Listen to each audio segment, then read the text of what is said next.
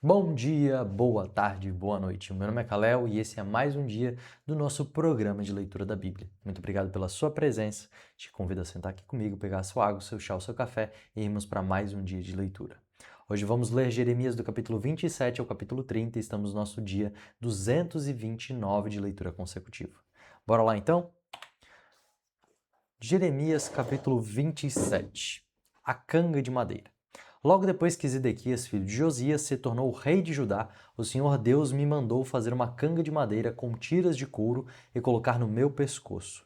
E Deus me disse que mandasse uma mensagem aos reis de Edom, Moabe, Amon, Tiro, Sidom, por causa dos seus embaixadores que vinham a Jerusalém para se encontrar com o rei Zedequias. O Senhor Todo-Poderoso, Deus de Israel, me mandou dizer aos embaixadores que dessem aos seus reis a seguinte mensagem de Deus: Eu, com o meu grande poder e com a minha força, criei o mundo, os seres humanos, todos os animais que vivem na terra, e posso dá-los a quem eu quiser. Fui eu quem dei todas essas nações ao meu servo, o rei Nabucodonosor, da Babilônia, e fiz com que até os animais selvagens trabalhassem para ele. Todas as nações serão dominadas por ele, pelo seu filho e pelo seu neto, até chegar a hora em que a própria nação dele vai cair. Então a Babilônia será dominada por muitas nações e por poderosos reis. Mas se alguma nação ou reino não quiser servir ao rei da Babilônia, nem obedecer ao seu governo, então eu a castigarei com guerra, fome e doença. E no fim deixarei que Nabucodonosor acabe com aquela nação. Sou eu, o Senhor, quem está falando. Não deem atenção aos seus profetas, nem a qualquer um que diga que adivinhar o futuro, seja por sonhos, por invocações dos espíritos dos mortos ou por feitiçaria. Todos eles dizem que vocês não devem se entregar ao rei da Babilônia. Eles os estão enganando e farão com que vocês sejam expulsos da sua pátria, levados para longe e destruídos. Mas a nação que obedecer ao governo do rei da Babilônia e o servir, eu deixarei que fique na sua própria terra para cultivá-la e morar nela. Eu, o Senhor, falei. Eu disse a mensagem e também essas coisas ao rei Zedequias de Judá. Entregue-se ao rei da Babilônia, sirva a ele e ao seu povo, e o Senhor viverá. Por que é que o Senhor e o seu povo haveriam de morrer na guerra, ou de fome, ou de doença? Pois é isso que o Senhor Deus disse que irá acontecer com qualquer nação que não servir ao rei da Babilônia. Não deem atenção aos profetas que dizem que vocês não devem servir ao rei da Babilônia. Eles estão enganando vocês. O Senhor Deus mesmo disse que não enviou esses profetas e que eles estão mentindo em nome dele. O resultado será este: ele expulsará vocês, e vocês e esses profetas que estão contando essas mentiras morrerão. Então eu contei aos sacerdotes e ao povo que o Senhor Deus tinha dito o seguinte: Não deem atenção aos profetas que dizem que logo os tesouros do templo serão trazidos de volta da Babilônia. É mentira, não os escutem. Sirvam o rei da Babilônia e assim vocês viverão. Por que fazer com que essa cidade vire um montão de ruínas? Se eles são realmente profetas, se têm a minha mensagem, então peçam a mim, o Senhor Todo-Poderoso, que não permita que os tesouros que foram deixados no templo e no palácio real de Jerusalém sejam levados para a Babilônia. Quando o rei Nabucodonosor levou o rei de Judá, que era Joaquim, filho de Jeoaquim, e também as pessoas importantes de Judá e Jerusalém para a Babilônia, ele deixou as colunas, a bacia, os suportes e os outros tesouros do templo. Presta atenção no que eu, o Senhor Todo-Poderoso, o Deus de Israel, estou dizendo a respeito dos tesouros que foram deixados no templo e no palácio real de Jerusalém. Esses tesouros serão levados para a Babilônia e ficarão ali até que eu volte a pensar neles. Então os trarei de volta e os devolverei a este lugar. Eu, o Senhor, falei. Capítulo 28. Jeremias e o profeta Hananias. No quinto mês desse ano, que era o quarto ano do reinado de Zedequias, o profeta Hananias, filho de Azur, falou comigo no pátio do templo. Hananias era da cidade de Gibeão. Ele me disse, na presença dos sacerdotes e do povo, que o Senhor Todo-Poderoso, o Deus de Israel, tinha dito o seguinte: Eu acabei com o poder do rei da Babilônia, e dentro de 2 anos eu trarei de volta para este lugar todos os tesouros que o rei Nabucodonosor tirou do templo e levou para a Babilônia. Também vou trazer de volta o rei de Judá, Joaquim, filho de Jeaquim, junto com todos os prisioneiros que foram de Judá para a Babilônia. Sim, eu acabarei com o poder do rei da Babilônia. Eu, o Senhor, estou falando. Então, na presença dos sacerdotes e de todo o povo que estava no pátio do templo, eu disse ao profeta Hananias o seguinte: Como seria bom que isso acontecesse. Espero que o Senhor Deus faça isso. Espero que Ele faça tudo como você disse e traga de volta da Babilônia todos os tesouros do templo e também todos os prisioneiros. Mas escute o que vou dizer a você e ao povo. Os profetas que falaram há muito tempo antes do meu tempo e do seu disseram que viria guerra, fome e doença para muitas nações e poderosos reinos. Mas o profeta que profetiza a paz só pode ser aceito como profeta quando por Deus as palavras se cumprem. Aí Hananias tirou a canga que estava no meu pescoço, quebrou em pedaços e na presença de todo o povo disse o seguinte: O Senhor Deus disse que é assim que ele vai quebrar a canga que o rei Nabucodonosor pôs no pescoço de todas as nações. Ele fará isso dentro de 2 anos. Então fui embora. Algum tempo depois de Hananias ter quebrado a canga que estava no meu pescoço, o Senhor me mandou dizer o seguinte a Hananias: O Senhor Deus disse: Você quebrou uma canga de madeira, mas eu vou colocar em lugar dela uma canga de ferro. O Senhor Todo-Poderoso, o Deus de Israel, vai pôr uma canga de ferro sobre todas as nações e elas serão dominadas pelo rei Nabucodonosor da Babilônia. Ele vai fazer com que até os animais selvagens trabalhem para Nabucodonosor. E eu continuei: Escute bem, Hananias, o Senhor Deus não o enviou, você está fazendo esse povo acreditar em mentiras. Por isso o Senhor diz que vai se livrar de você. Você vai morrer ainda este ano, pois disse ao povo que se revoltasse contra o Senhor. E o profeta Hananias morreu no 7º mês daquele mesmo ano. Capítulo 9, a carta de Jeremias aos judeus da Babilônia. Eu escrevi uma carta aos judeus que Nabucodonosor havia levado como prisioneiros de Jerusalém para a Babilônia. Autoridades, sacerdotes, profetas e todo o povo. Isso aconteceu depois de terem saído de Jerusalém o rei Joaquim, a sua mãe, os oficiais do palácio, as autoridades de Judá e de Jerusalém, os carpinteiros e os outros operários especializados. O rei Zedequias de Judá mandou que Elasa, filho de Safã, e Gemarias, filho de Ilquias, levassem a carta ao rei Nabucodonosor da Babilônia. Ele dizia: O Senhor Todo-Poderoso, o Deus de Israel, diz o seguinte a todos os judeus que ele deixou Nabucodonosor levar como prisioneiros de Jerusalém para a Babilônia. Construam casas e morem nelas, plantem árvores frutíferas e comam suas frutas. Casem e tenham filhos, e que os filhos casem e também tenham filhos. Vocês devem aumentar em número e não diminuir. Trabalhem para o bem da cidade para onde eu os mandei como prisioneiros. Orem a mim e pedindo em favor dela, pois se ela estiver bem, vocês também estarão. Eu, o Senhor Todo-Poderoso, o Deus de Israel, os estou avisando para que não deixem de enganar pelos profetas que vivem no meio de vocês, nem por aqueles que dizem que podem adivinhar o futuro. Não deem atenção aos sonhos deles, eles dizem mentiras em meu nome. Eu não os enviei, eu, o Senhor, estou falando. O Senhor Deus diz ainda: Quanto 70 anos da Babilônia passarem, eu mostrarei que me interesso por vocês e cumprirei a minha promessa de trazê-los de volta à pátria. Só eu conheço os planos que tenho para vocês. Prosperidade e não desgraça e um futuro cheio de esperança. Sou eu, o Senhor, quem está falando. Então vocês vão me chamar e orar a mim, e eu responderei.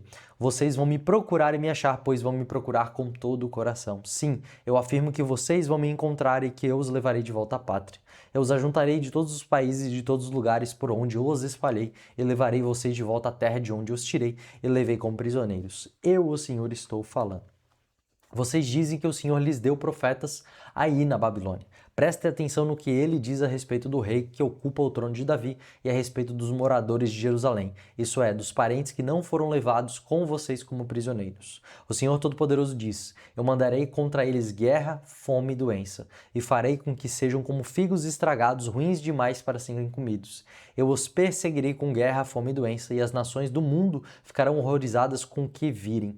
Em todos os lugares para onde eu os espalhar, as pessoas ficarão chocadas e horrorizadas com o que aconteceu com eles. Zombarão deles e usarão seu nome para rogar pragas. Isso acontecerá porque não obedeceram à mensagem que eu sempre lhes enviei por meio dos meus servos, os profetas. Eles não quiseram me ouvir, mas agora todos vocês que eu deixei o rei da Babilônia levar de Jerusalém como prisioneiros, escutem o que eu, o Senhor, estou dizendo.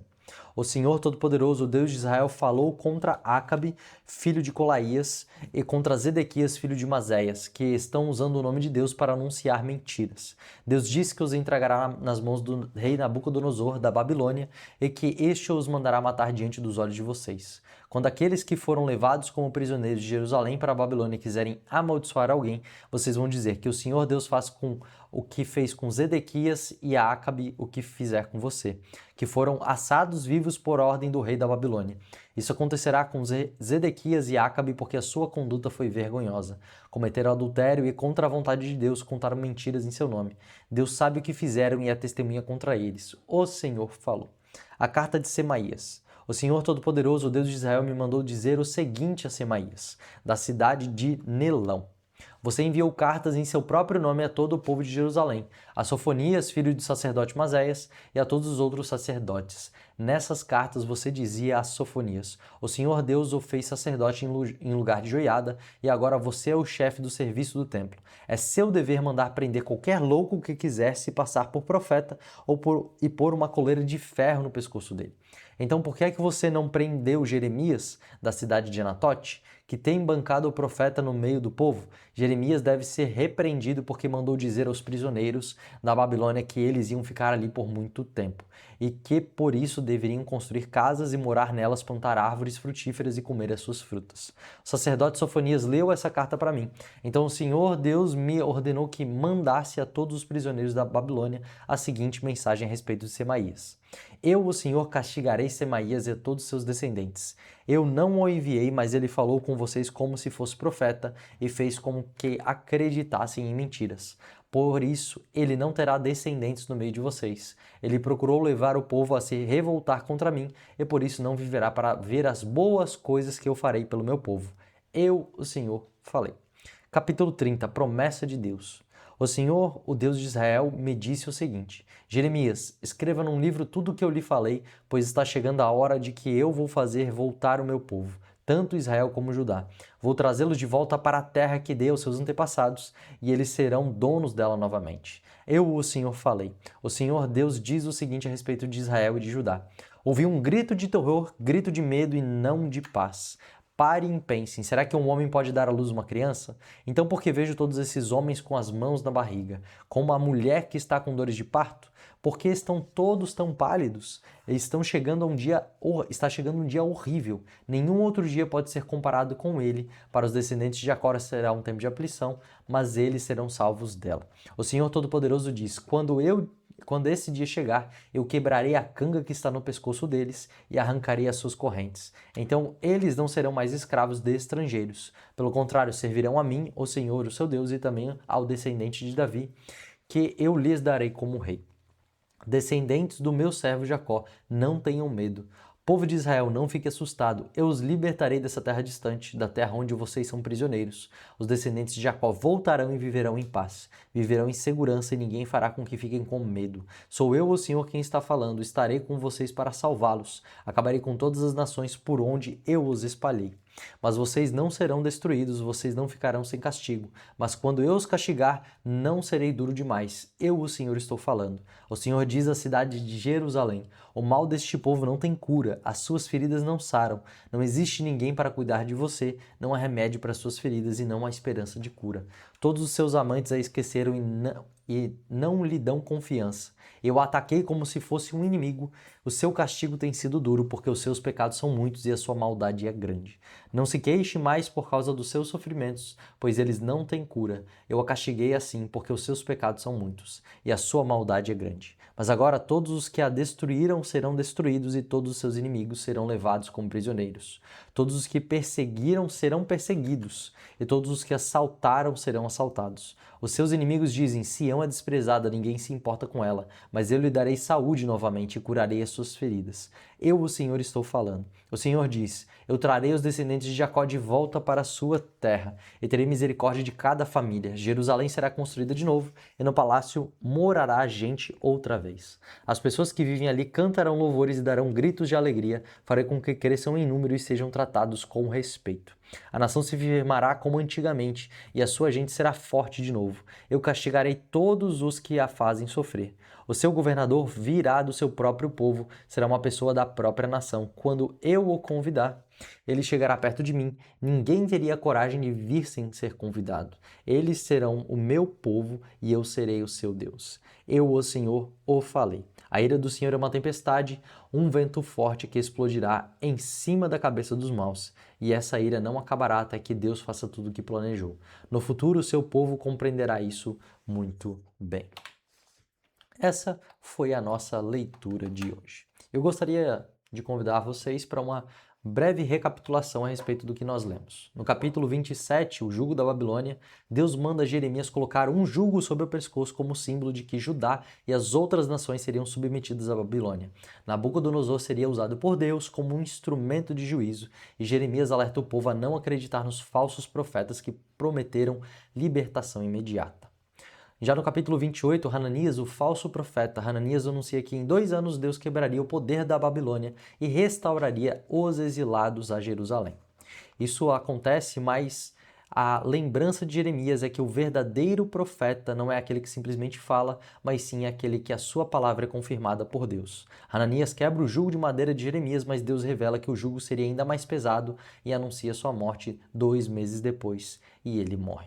Jeremias, no capítulo 29, mostra a respeito de como era a vida no exílio. Jeremias escreve aos exilados dizendo que eles permaneceriam na Babilônia por 70 anos. Deus ordena que construam casas, plantem, formem famílias e busquem a paz da cidade. Depois do período determinado, Deus os restauraria. É neste contexto que aparece Jeremias 29:11 dizendo: Deus tinha planos de paz e esperança para o seu povo.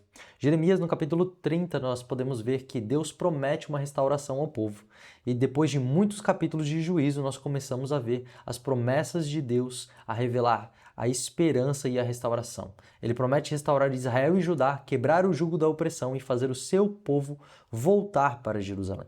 Deus reconhece que as suas feridas foram de fato a sua causa de sua desobediência, do seu cativeiro. E promete agora curá-las. Essa foi a nossa leitura de hoje, a nossa pequena recapitulação. Eu gostaria de chamar agora a nossa atenção para a nossa porção diária, a nossa porção de meditação a respeito daquilo que nós acabamos de ler.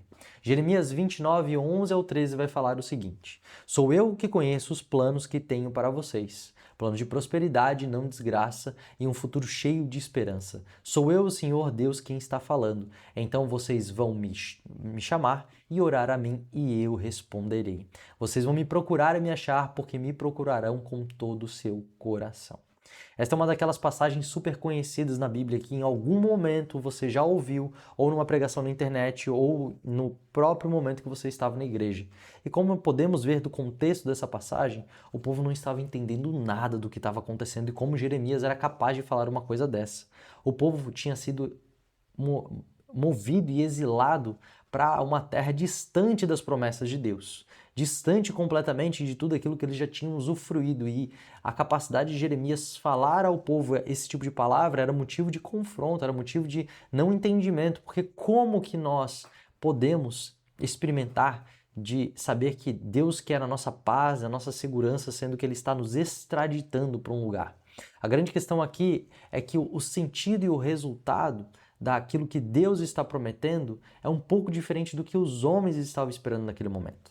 A chave dessa porção se encontra logo em seguida nos versículos 12 e 13, que fala: Então vocês vão me chamar e orar a mim, e eu responderei. Vocês vão me procurar e me achar, pois me procurarão de todo o coração. A palavra então funciona principalmente como um advérbio de tempo de inclusão ou circunstância, ou seja, o resultado que Deus esperava pelo cativeiro é que o povo voltasse a procurá-lo, é que o povo realmente voltasse a ansiá-lo de todo o coração e aprendesse a se relacionar com ele da forma correta. Os planos de paz e prosperidade e esperança para o povo são, na verdade, Deus conseguir fazer o povo voltar a procurá-lo. A maior riqueza, a maior paz, a maior prosperidade e alegria que qualquer povo pode ter é ter Deus como seu Deus e ser o povo desse Deus. Jeremias, no capítulo 30, versículo 22, vai dizer: Vós sereis o meu povo e eu serei o vosso Deus.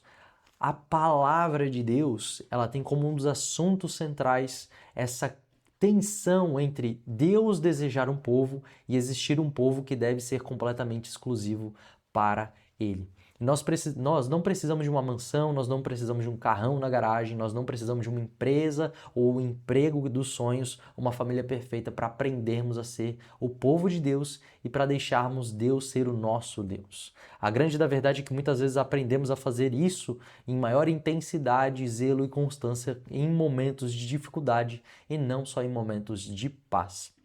E o Senhor usa muito bem esses momentos para cumprir esse propósito de que nós venhamos a o buscar e também a o requerir. Mas a grande questão é, será que somente nesses momentos é que Deus gostaria de fazer isso? Será que Deus escolheu realmente como uma melhor alternativa ter que enviar o povo para a Babilônia, ou não foi simplesmente uma última alternativa de Deus para fazer o povo voltar a buscá-lo? Uma vez eu ouvi que um dos melhores momentos para um casal é quando se reconciliam de uma briga. Mas a bem da verdade é que se não houvesse briga nenhuma, eles poderiam desfrutar dos benefícios da reconciliação sem nenhum ônus passado pela briga. Isso deveria servir de alerta para também nós, que muitas vezes nós aprendemos a buscar a Deus e se a relacionar com Ele de verdade, a meditar, a jejuar, a ofertar o nosso tempo e o nosso dinheiro e tudo que nós temos apenas nos tempos de crise, mas esquecemos de Deus nos nossos tempos de paz. E Deus não é bobo e Ele não quer perder o seu povo, e claro que Ele lançaria qualquer coisa, qualquer crise para ter o nosso coração de volta, inclusive foi isso que Ele fez com o povo aqui quando estava levando para o cativeiro.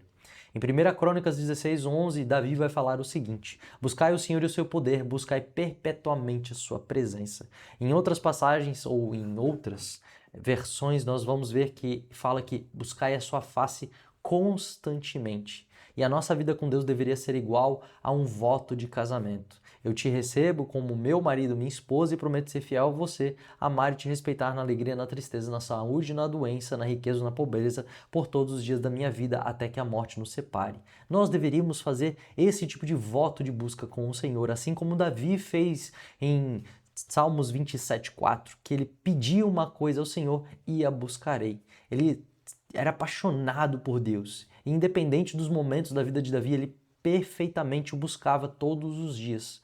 Mas a bem da verdade é que se nós fizéssemos esse voto com Deus, seria mais ou menos assim: eu te recebo como meu Deus e prometo ser fiel a você, te amar e te respeitar na tristeza, na doença, na pobreza, por todos os dias da minha vida, até que algo de bom aconteça e assim nós nos separemos.